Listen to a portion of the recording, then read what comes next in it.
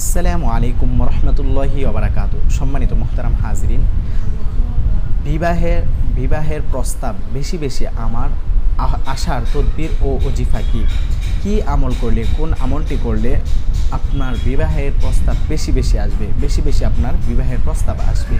যাদের বিবাহ হচ্ছে না, বিয়ে নিয়ে সমস্যা হচ্ছে, ঝামেলা হচ্ছে, যে কোনো বিষয়ে যে কোনো ঝামেলার হোক না কেন, সেটা আল্লাহ রাব্বুল আলামিন এই আমলের বরকতে, এই আমলের উসিলায় আল্লাহ রাব্বুল আলামিন আপনার সমস্ত সমস্যাকে সমাধান করে দিবেন, সমস্ত বালা মুসিবতকে দূর করে দিবেন, সমস্ত বিপদকে তাড়িয়ে দিবেন। আপনার এই আমলটা করার কারণে, এই আমলের উসিলা করে আল্লাহ রাব্বুল আলামিন আপনার উপরে সন্তুষ্ট হয়ে উত্তম জাযা, উত্তম ফয়সালা দান করবেন, এবং কি আপনার বিবাহের প্রস্তাব বেশি বেশি আসবে, এবং কি বিবাহ সম্পূর্ণ হবে ইনশাআল্লাহ। কুরআন হাদিসের মধ্যে এমন একটা ওজিফা রয়েছে, আর আজকে যে আমলটা আপনাদেরকে জানাচ্ছি, এই আমলটা হচ্ছে আমালুল কুরআন গ্রন্থ থেকে খাদিমুল উম্মত মুজাদ্দিদে মিল্লাত হযরত মাওলানা আশরাফ আলী থানভী রহমতুল্লাহি আলাই ওনার লিখিত একটি কিতাবের থেকে আমরা আপনাকে এই ওজিফাটা জানাচ্ছি।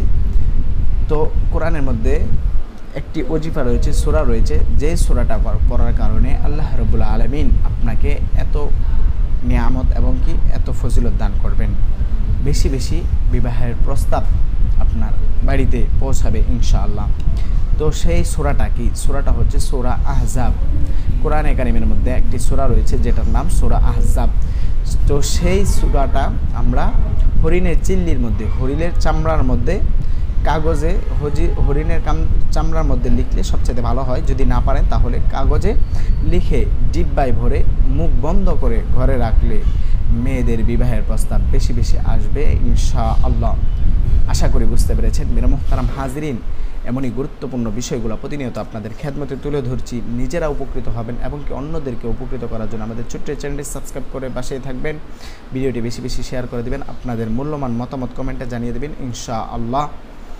তো ভালো থাকবেন, সুস্থ থাকবেন। নাসরুম মিনাল্লাহি ওয়া ফাতহুন করিব। আসসালামু আলাইকুম ওয়া রাহমাতুল্লাহি ওয়া